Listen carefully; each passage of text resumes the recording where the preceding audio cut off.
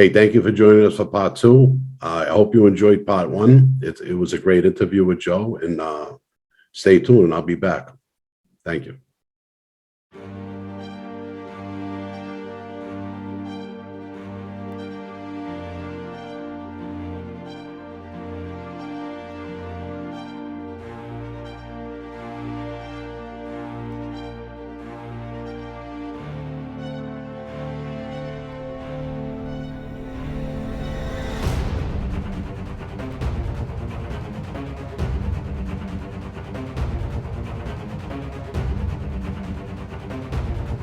But the life was hard.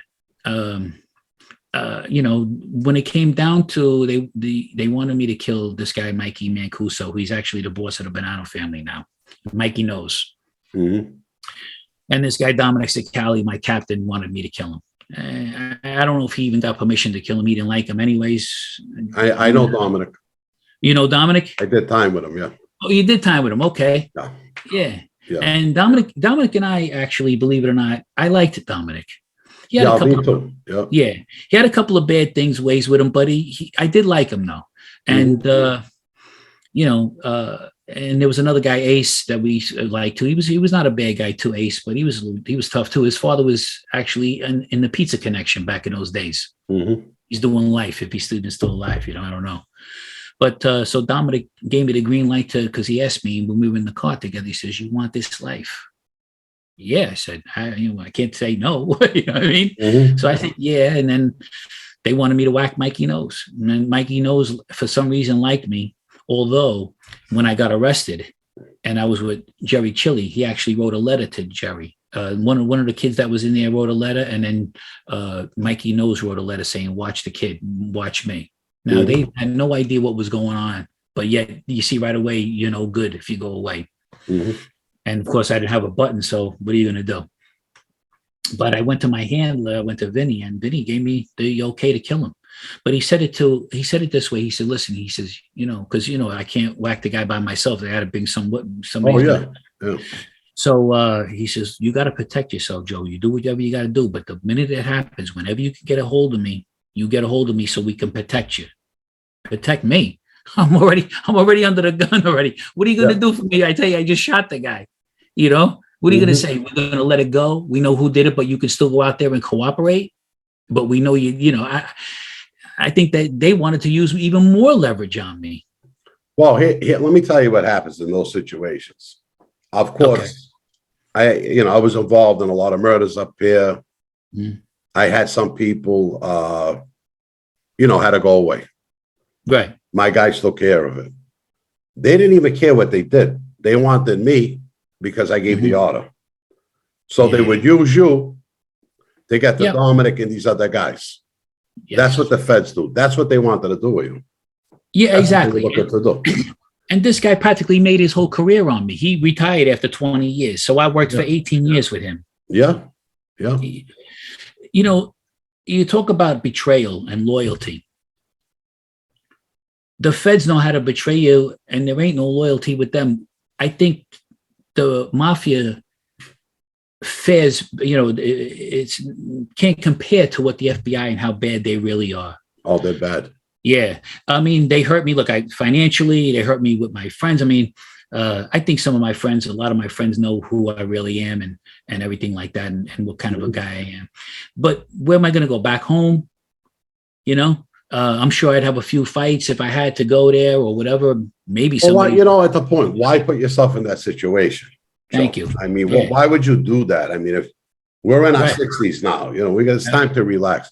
I mean, fortunately, my crew, the guys that I made, a lot of them were family members, and like I said, Paulie's with me every day. He was on my crew, and all the guys that I came up with, like I said, they're capos and soldiers, and we were all together in the 90s, and we're back together now. It's nice. Yeah, it is. It is nice because that's really the people that are out. Those were my friends, It's almost like My Blue Heaven. You remember My Blue Heaven with Steve Mine? I had a commercial up at the end, my ending on the show, and it said My Blue Heaven Productions. Okay, yeah. Isn't that kind of funny when he went there and he said, "Hey, I was your pallbearer at your funeral." He said, "Thanks a lot, Vinny." Yeah. Oh, it's funny because they break my balls now over that. They said I really put together My Blue Heaven because I got wise guys all over the country. We're all doing things together. It's too funny. It's kind of funny the world we came from and lived with, you know what I mean? Like we talked about Barney and Joey Molino, of course. These people can go anywhere. It's pretty much they're respected all around, And hey, listen, by no means I condone everything, but I give them a lot of credit because a lot of these guys are real. Some of them are real, you know what I mean? Well, listen, Joey took me in the family. Joey pricked my finger. Joey, yeah. And I mean, I got all the respect in the world for Joey. Yeah. Yep. Bonnie, I know who Bonnie is. I got respect for these guys. Yeah. I just don't want that type of respect anymore. Correct. That's a better way to put it. I have respect for them too, because like you said, some of these guys, they could have been entrepreneurs. I mean, they got a lot of legitimate things going on as it is. But it's funny. I don't know if since you're the same age as me, you ever see that movie Fist with Sylvester Stallone? I think I did see that. Yeah. Okay. Look at it again when you can get free time. It's a great movie, but there's a part in there, and it's true. It's kind of like the Jimmy Hoffa story a little bit.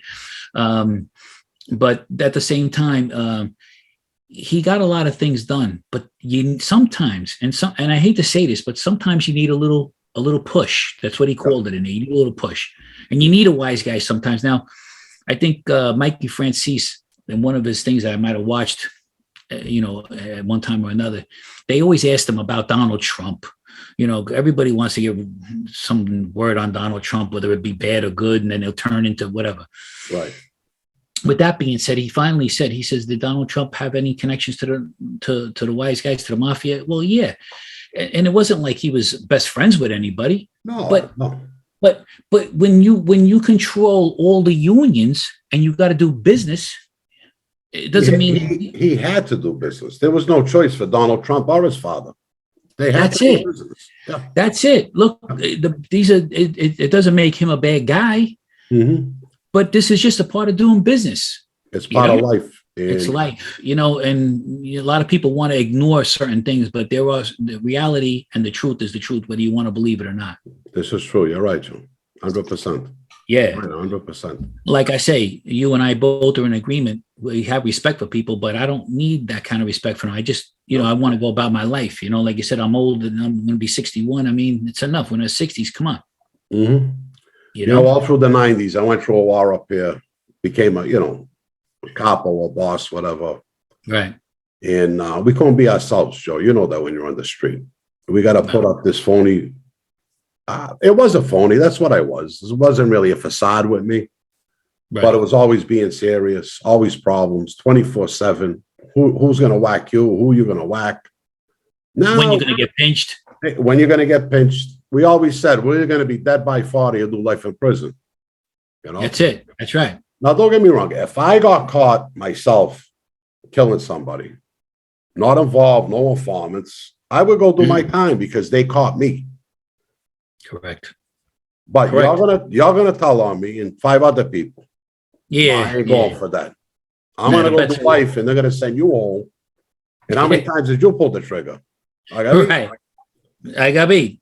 People don't understand. Yeah. Well, that's why I say my grandfather, when I was 7 years old, and I never forget because I was a kid then too.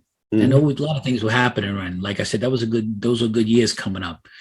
So my grandfather says never, because I guess when my father was going away, he pulled me to the side. My grandfather, I still didn't understand it. They tried to keep it off of me, but you find out through school and everything. Yeah. My grandfather says, listen, he says, I never trusted him. The guy was Irish, but that doesn't really mean anything. There's some good Irish guys out there too. Yeah. But the guy, Tommy Murray, he was Irish, and my grandfather never liked him. And he said, I told your father over and over, don't trust this guy, but your father wanted to trust him, and that's the way he was. And he says, look, he says, if you're ever going to kill anybody, he called me Joseph. He said, you're ever going to kill anybody, Joseph, you do it by yourself. So I looked at him, and I'm only 7 years old. So he says, don't you know why? I said, no. He says, because this, are you going to tell on yourself? Exactly, 100%. It was so right, you know? Yeah. And that was my grandfather. But the problem in our life, I got a funny story because I'm with Richie Cantarella, Pete Rolls. They all came in on the same murder. I guess Richie took the guy there. They whacked the guy in there, a few guys. Who buried the guy? 13 guys went away for one murder. This is a true story. The Bonanno family. Pete Rolls is telling me the story, right? He said, Bobby, you can't trust nobody. I knew that anyway. I've been there for this, you know. But 13 people on one murder. This is what La Cosa Nostra came to. This is what it's about now. Yeah. And then when Joe Messina flipped, that really killed the family, you know. You know, I tell you the truth, you know, there was later on after he flipped, the guys were saying, you know, too bad we didn't know he had the money in his house because they would have grabbed him. They would have got him. Yeah. Oh God, yeah. But you see what it is like now. You got guys like Joe Messina. His wife got to keep like 5 houses. I don't know how much money, all this stuff. You know, I got to worry about my mother. He says all of this. Come on. I think he had like 25 million in property and everything. They let him keep a good piece of it. But, I think he had like 10. Yeah. But look at Joe's family. All those captains were ratting on him too. Yep. Yeah, exactly. Yeah. What choice did he have? You know what he said? He said, F this, I'll keep my property, I'll do this, I'll do that, I'll take care of my family, and it's over. He knew it was all done. Yeah. It's not the same anymore. How much time did Joe do? He did a shitload of time, Joe. Yeah, exactly. Now, my father used to tell me too a long time ago. Matter of fact, he told me right after the Paul Castellano killing, I happened to see it on TV. I was watching TV. My father was getting ready to go out. I said, Dad, come downstairs, hurry up, look. But he told me long before that, he says, look, he says, the mafia is, and he didn't even use that word. He just, look, this whole life is gone. He says, it's all about the greed. He said, there's no more, and he told me that in the 80s. You know what I mean? So, you know, but you still, like, I used to get, there was a guy, they killed him, gas pipe killed him, Salerno, Frankie Salerno. Yeah. And then they knew that was a mistake. I heard that through the grapevine too, but now I think it's even probably out because I said to somebody here, I says, see, my father told me that was a mistake. My cousin Georgie told me that was a mistake. Frank Salerno was a stand-up guy, but I don't know if it was his son, Frank Salerno used to come to my house to borrow money from my father because Frank's seen my father and said, look, he says, Joe, he says, do me a favor, don't give my son any more money because he was doing a lot of coke and they were killing everybody. They were with the Purple Gang in the Bronx. There was the Purple Gang, yeah. And they were tough. As a matter of fact, one of the Meldish brothers got killed a few years ago, right in his car, all right, when he was getting ready to go home. But he was tough. But all these people, they're killing the wrong people because they get nervous. Look at what's his name did, Nicky Scarfo over there, killing all those guys for what? Oh yeah. You know? Paranoid schizophrenic. That's what he was. That's the kind of life you have to live. My friend's going to come shoot me in the back of the head. God forbid they think I'm a rat. You go away, everybody all of a sudden stay away from them. What's the benefit now of it? No, there is no benefit. That's why I brought up that thing with that crew, with that movie, Goodfellas, when they all embraced them. Made you feel like $1 million. You know, I made a phone call, and I think I told Jordan this. I made a phone call I was going to get into a beef, and there was a few guys there, more than me and my friend, and maybe we got beat up, I don't know. But I called my friends, they came for me. That made me feel like $1 million. I appreciate everything that they did when they came for me there. I mean, you know, look, matter of fact, you know, have you ever heard of Tough Tony? Tough Tony. Tough. He might be an underboss now, but he was a captain in the Genovese family. He owns a restaurant on the Park side in Queens. His daughter was having a problem in school. He made one phone call. 50 guys were there to make sure she was going to be okay because somebody said they were going to jump her. Okay, that's pretty powerful right there. You know what I mean? It is. Yeah, and you know, but like I said, the glamour that it sounds like. It's really not glamorous because nobody knows. You know what I used to like watching the TV, and then sometimes they show the bloopers afterwards, and you see what goes on. That's almost like nobody sees what's behind the real scenes of the wise guys. Well, you know what it is? It's like, you know, the more I climbed up the ladder, the deeper I went down into that pit. Yeah. And the higher you climb the ladder, the more you see the shit in the life, what these guys are about, what you have to do. We're playing God. We're deciding who's going to get killed. I mean, it's just, it was something. And you were higher up on the total pole than me. So you really, in one way, it seems like you even had less of a choice than I did. I mean, but because I was an associate, I kind of tried to keep my distance as much as I could. But sure enough, there comes a time when you're going to have to cross that line. And I'm thankful that I didn't have to, because I don't have no blood on my hands, and I'm happy for that, Yeah. Well, I had no choice. Yeah, right. That's right. My friends and I, even the enemies that we had up here at that time, God bless them all. I still pray for them sometimes, I have no enemies now. Right. Whatever they think about me, I really don't care. But it's not what they think about me. No, really, just what I think about them. Right. And I learned that. And I believe that Jesus washed all that blood off my hands. And I can live with myself. And I got to tell you the truth. If people ask me, do I regret all the things that I had to do? No, because I felt we were soldiers in a war. Well, of course, in NOSTRA, we had problems. This is what we had to do. And I still feel like that today. It's business. It's like here, I would have defended my father against anybody, win or lose. Matter of fact, when Alex Saccone came to my house about 2:00 in the morning, and there was another guy in the car. He came to ring the doorbell. My father went outside mad, yelling, "What are you coming to my house for, this and that?" Now, I'm going to be honest with you. I don't think me and my father could have took Alex Saccone in a fight. I really don't think so. I'm not going to lie to you. I'm not somebody I'm not. As I told you before, he's biting people, they're biting him back, and he's still coming. My grandfather was there. He says, "Tell him to come, get him inside." He says, "We'll take him in the basement. We'll chop him up."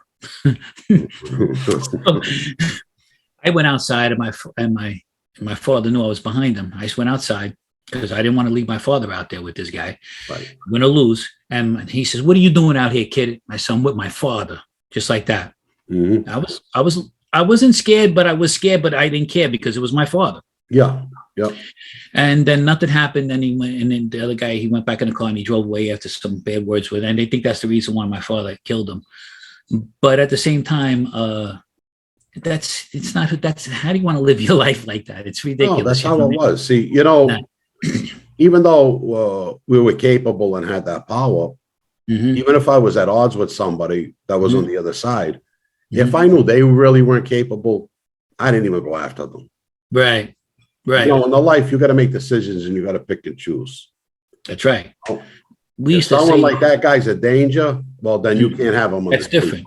Well, that's different. That's why they said when Vinnie Gorgeous whacked that guy, Frankie, or whatever his name was, he whacked him because the guy threatened to kidnap his kid.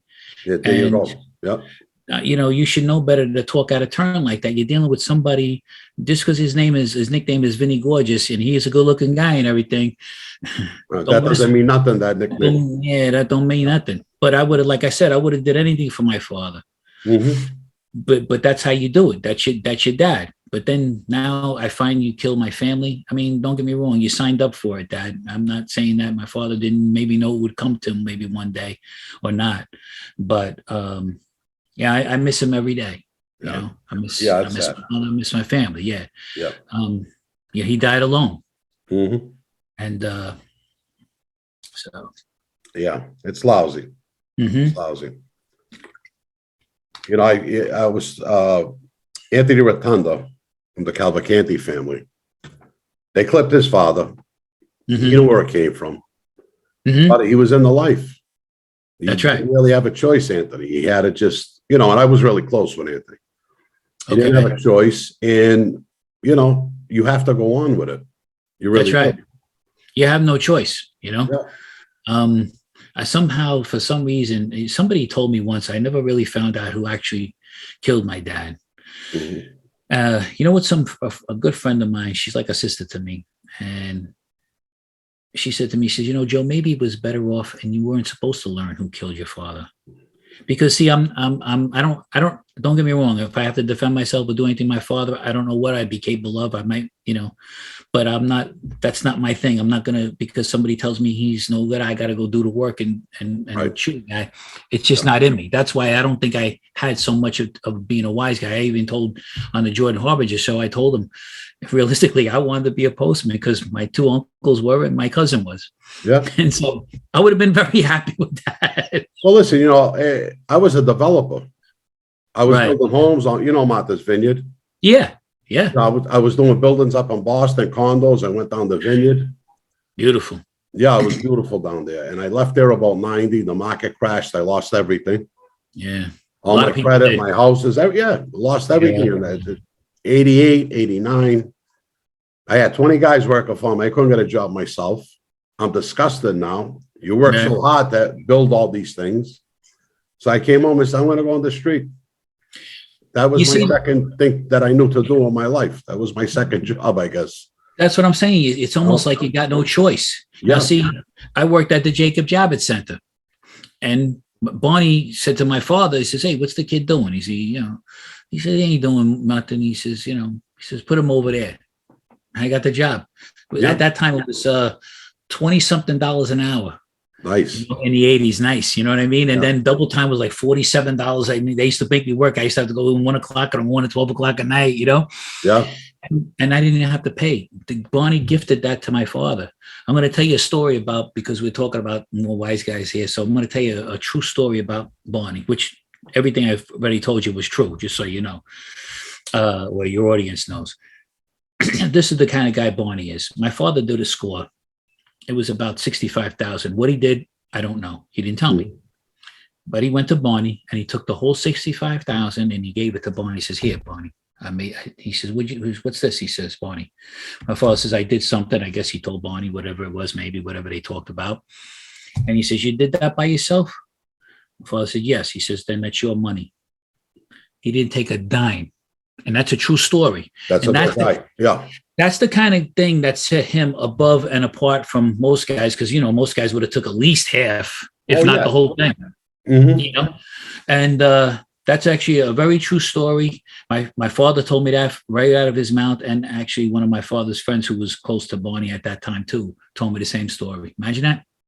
Well, the rules are, because of NOSTRA, my guys, whatever my guys do, even really with the legitimate business, that's right, it's supposed to be approved by me, and they're supposed to take care of me. Right. Your father did the right thing. That's right. He honored Barney. Yep. Barney did the right thing. That's right. So people don't realize how deep this goes and the responsibility of a soldier to his captain. But your father was Cosa Nostra. That's right. Yeah, he was. He was. And Barney was Cosa Nostra. Yep. Today, the young guys don't understand what Cosa Nostra really is. Right. No. It's about being a celebrity and making money, and they don't know the structure and how the family really is supposed to be. Well, that's why the mob will never be the same again. I'm gonna say something to you. You might agree with me. You might not. Can you blame the young guys for not knowing what the real Cosa Nostra is? Their families are so divided today. Yeah. Like, even though my mother and father were married, then they were separated, then they got back together, then they were separated, then they got married again, they got divorced. It went back and forth so many times. So the home unit wasn't good. No. But most of these kids out there today, their mothers don't cook. And if they do, they have trouble boiling water. Yep. Okay. Me, I could still make a few meatballs if I got them, and I could do a few things, you know what I mean? Yeah. But they don't have no structure. So how are you going to go into a life where let's face it, there's a structure to it. There's a system to it. Oh, yeah. Yeah. They see what they see and they want it and they got to get it. Now, you notice this new thing that goes out there. I want it and I don't care. These guys are robbing stuff and they're taking pictures on Facebook and everything. Look what I just did. I robbed the bank. Oh, yeah. Yeah. No, I know. It's ridiculous. Ridiculous. You know what it is? Cosa Nostra is not a secret no more. No. That's the problem. Even like right up until the 80s and the mid 80s when it started to fall apart everywhere. Yes. And that, after John Gotti whacking Paulie, him and Sammy, that really ruined the structure too. Yes. It went against everything in the commission. Yeah. All the small families start seeing what John did. And Philly, Boston, we all had our problems after the bosses were gone. You know, it opened up a can of worms. It did. It did. Yeah. And that's really started. See, I always said, though, the 90s, we were the last of them. I really still believe that till today. When we were all taken off the street, I got picked up in June of 99. All the violence stopped. Everything stopped up here. Right. Everything stopped. No, it's good the violence stopped. Don't get me wrong. Yeah. Yeah. But it was just like kind of getting defunct at that point. You know, by 2000, what mob is really up? Now, listen, Barney, the Genovese family is always going to be a strong family. Yeah, that's the way true. they do business. The Gambino's not as much because when Carlo was gone and Paulie took over and what John did, forget that.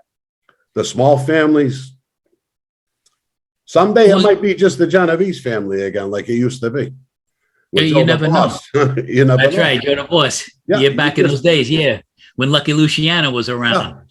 Someday Barney might call them all in and say they're Genovese now. Why that can't happen? You know what I'm saying? This is what's going on. Barney's around our age too. I think he's a little bit, he might have been a little bit older than me and you, but he's around our age too. I mean, listen, he does what he does. I think he's got enough money to kind of, you know, I think he... Oh, he would never do. I'm just saying hypothetically. I know where you're going with this, Joey, but it's going to be someone like Barney that might end up doing it in the future. Because what's going to be left? What's going to be left? You know? Well, let's face it. I mean, you know, I think Carlo, and, you know, may rest in peace. When he put his, what was his nephew there, or somebody like that to him, or whatever he was. I think Paulie was his cousin. Cousin or something, yeah. So I understand what he was doing in a way because let me look at him. He lived like a little old man. Nobody knew him. He looked like somebody's grandfather. You know what I mean? Like a little old guy off the boat. He still drove that old car. I mean, he was worth tons of money. I mean, his sons were worth tons of money. They got the garment district in there, but I understand what his thinking was because he wanted to keep the family right. But Paul wasn't really, he wasn't made for that life either. And I think because of the fact that maybe that guy like Neil the coach was passed over. That pissed everybody off. But see, Neil was a gangster. He was a real gangster. Yeah. Paul was a racketeer. Yeah. You know, and I think that's where Carlo wanted to bring the family. Right. More into the business. They had the opportunities. Right. Paul probably was one of the richest guys in the family. Yeah. You know, it's his blood, I think. Yeah. No, I get all of that too. I like I said, I think in one way it was the right decision, but at the same time, you know, I don't think he was thinking. Listen, we all change as we get older. When you were 20 years old, are you thinking like you think now? No, absolutely not. So even as he got older, Carlo, I guess sometimes maybe, like I said, he had the right idea, I think, but I got mixed emotions about it. But I think something could have been done where I think you can't make everybody happy, but at the same time, I think it should have been like structured a little bit better. Yeah, because a lot of people despise Paul. And look, Paul wound up being no good anyways. Yeah, Paul wound up being no good anyways. I mean, you know, and you know how they look on you. Look, Dominic Sicali was going out with a Puerto Rican girl, and they despised him for that. She got to be Italian. Then Paul supposedly he's fooling around with the maid in his house, like the little, you know. So you know they look down on you for any little thing. You know, like I had a girl when I was around these guys and everything. I had a girl I was with, Joanne. And Joanne took very good care of me. But I took care of Joanne. We both made money together. You know, and I still to this day even care about her. She was a real sweetheart. But because she had money, they said, "Oh, what is this guy, like a gigolo?" Yeah. This is what they do. And I remember Don with the Puerto Rican girl. I remember that. Yeah. So, stories. I exactly remember that with them. Yeah. Yes. And so now Vinnie Gorgeous, we were in the hole together in MDC. We did a lot of talking. Oh man, we did more talking there than we did in the street. But we were careful with the mics. But we did a lot of good talking. And he had said to me, he says, I want to apologize for what I said to you about what I said about you, because about being with the girl with the money. I said, don't worry, Vinny. I says, we all make that, it's not a big deal. But for him to say that to me, like he didn't say he's sorry. He just said, I had it wrong or whatever, like in his way. Yeah. Let me tell you a story about him. He's always in the law library. He was smart. He really learned a lot. Matter of fact, he says, I'm glad I'm in the box. He says, because I would have never been able to do this if I was on the floor with everybody. Mm-hmm. So we're in there together and everything. And he said to me, he says, yeah, one of the guards was a prick, I guess. He tried to be like a nice guy, but he wasn't. But anyway, he got Vinny in there. Vinny was telling me this story. He walked over to Vinny. He says, hey, Vinny. So Vinny says, yeah. He says, can I talk to you? So he just nods his head again. He says, man to man. He says, you can't talk to me man to man because you got that shirt on. To me, you're not a man. And he turned around and went back to his business. See, that's a real gangster to me. No, it is. It is. No, this is how these guys were.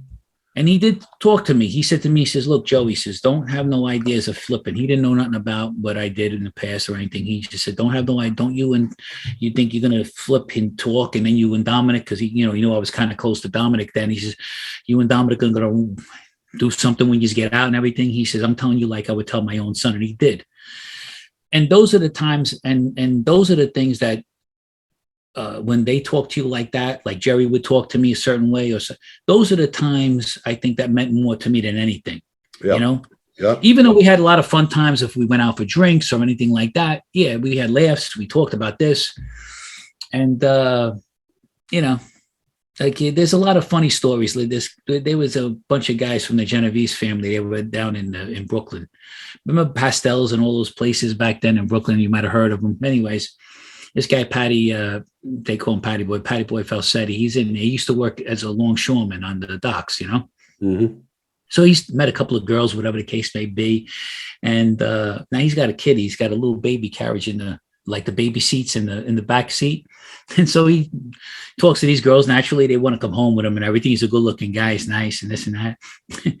And they get over there. She says, oh, well, look at that baby seat in the car. She says, I thought you told me you weren't married. He says, I told you. He says, I'm not married. He says, I'm a longshoreman. I work on the docks. Those are for them. That seat's for the midgets. Yeah. Well, these guys, they got that sense of humor. You know what I mean? But you can think fast, So funny. Yeah, it really is. That's so funny. Yeah. So, but those are true stories, but they're really funny. You know, there was a few guys, like the one time Barney was in the car, my father was in the car, and there was another guy, this guy, Greg, they call him Bullets, but he had black and white hair. And I guess somebody in the union or something got whacked or whatever. And then they're not supposed to say this. So my father, and then they pulled up to the car to Barney. They were going to some place to eat or whatever. He goes, hey, who's that in the car with you? He said, looks like somebody we used to know. And that was before the movie came out. You know what I mean? Mm-hmm. That's good. That's good. I like that. Yeah, but sometimes some people can't understand that humor like we can because we were in there, Oh, yeah. No, absolutely. Yeah. Well, I got to tell you, this is probably one of the best interviews I did. Really? To be honest with you. Thank you, Bobby. Thank you. Well, I've had a lot of good people on here, and I've had a lot of good interviews, and Mike Francesi and my friends, but I really, really enjoyed this. I really did. Yeah, me too. I'm glad I got to meet you, under the circumstances. Yeah. Same here. Because I see me and you we would have got along great together on the street. I can see that already. Absolutely. 100%. Absolutely. Yeah, that's definitely my pleasure. Yeah. And we still got time. Maybe someday we will get together. I hope so. That would be nice. I look forward to that day. But this was a great interview. I'm going to probably split this up to part 1 and 2. However you want to do it. You know what I mean? Just let me know. Send it to my guy so I can see it. Oh, yeah. I'll send the link over. You got to give me a few days. I'm going to do a lot of editing with it. No problem. Absolutely. Take your time. Man, I got to thank you again. Thank you. I really. Yeah, it was good meeting you. Great stories. Yeah. And we know the same people. Yeah. I like that, Yeah, me too. Yeah, because it kind of makes us feel a little closer already, Yeah, absolutely. 100%. Thanks, Bobby. And like I said, thank you. Great. Not a problem. Listen, you stay safe out there, right? And if you ever need anything, you know how to reach us. Absolutely. 100%, my friend. All right. Take care now. Take care, brother. You too.